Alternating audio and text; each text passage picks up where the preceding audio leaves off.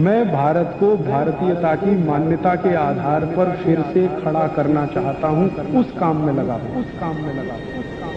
इस मेथी दाने के लिए एक बात वैसे मैंने महसूस की है, हमारे ज्यादातर घरों में अचार जितने भी बनते हैं सब में मेथी होती है ज्यादातर। तो आप बागवट जी की बात अगर मानते हैं और सुनते हैं तो जो भी अचार में मेथी है वो अचार नहीं है, औषधि है, दवा है। माने आप कभी भी अपने जीवन में ऐसे अचार खाने से परहेज ना करें जिसमें मेथी है। मेथी है तो जरूर खाएं, वो चाहे आम का अचार हो, चाहे कोई भी दूसरा नींबू का हो, या जो भी अचार आप डालते हैं, अगर मेथी है तो जरूर उस अचार को आप खा सकते हैं। कुछ अचारों में मेथी के अलावा ये भी होती है, अजवाइन होती है। अगर अजवाइन है तो आप जरूर अचार खा सकते हैं, क्योंकि महत्व की बात जो आपको मैं समझाना चाहता हूं वो ये कि किसी भी अचार पर, किसी भी फल पर औषधियों का असर फल से ज्यादा होता है। जो विज्ञान की बात है वो ये कि आपने अचार डाला, तो मान लो आम का फल था, आम के फल का अचार डाला, अब इस पे मेथी पड़ गई या इस पे पड़ गया ये अजवाइन पड़ गई, तो अजवाइन और मेथी दो ऐसी औषधियां हैं जो दूसरे के प्रभाव को बहुत कम और अपने प्रभाव को बढ़ा देती हैं।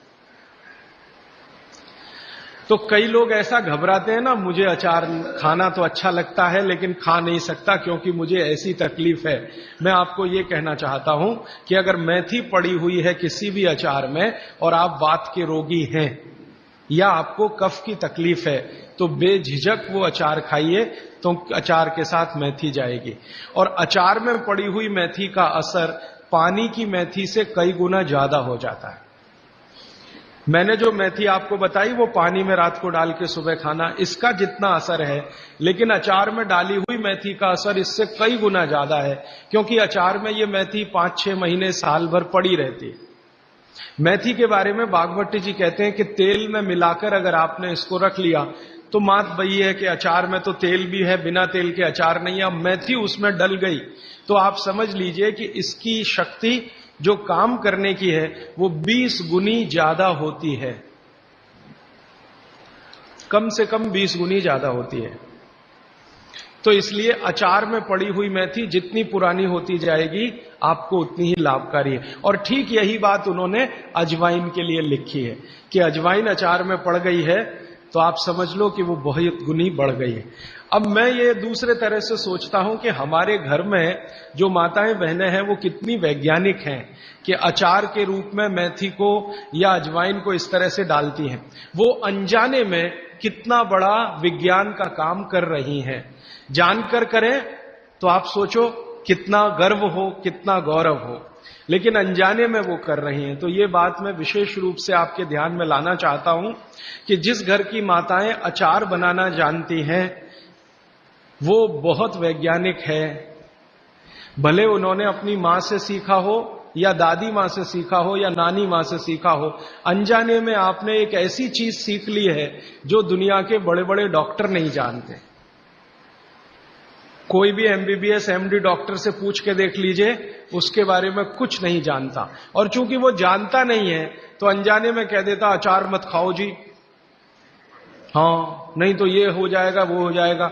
उसको ये मालूम नहीं है कि मेथी दाने का अचार है, अजवाइन का अचार है, जीरे का अचार है। तो ये जीरा है, मेथी दाना है, अजवाइन है, हींग का अचार एक बनता है। तो बागवट जी कहते हैं कि जितने तरह के फलों के अचार हम बनाते हैं उसमें आयुर्वेदिक औषधि अगर पड़ गई है तो वो फल का असर कम है, औषधि का असर ज्यादा है। और आयुर्वेद की औषधियों को कुछ विशेष कॉम्बिनेशन में तेल के साथ अगर आप उपयोग कर रहे हैं तो असर सबसे ज्यादा है। माने बागवट जी के हिसाब से अचार आप जरूर खाएं, लेकिन इसमें उन्होंने बोला है कि अचार महत्व की बात है कि उसमें या तो मेथी हो, या तो अजवाइन हो, या तो जीरा हो, या तो हींग हो, दालचीनी हो, जो भी है, औषधि के बिना अचार ना खाएं। ये है उनका सूत्र। दोस्तों, सबसे पहले तो चैनल सब्सक्राइब करें, फिर लाइक, कमेंट और शेयर करें। और हाँ, हमारा एंड्रॉयड ऐप डाउनलोड करना ना भूलें।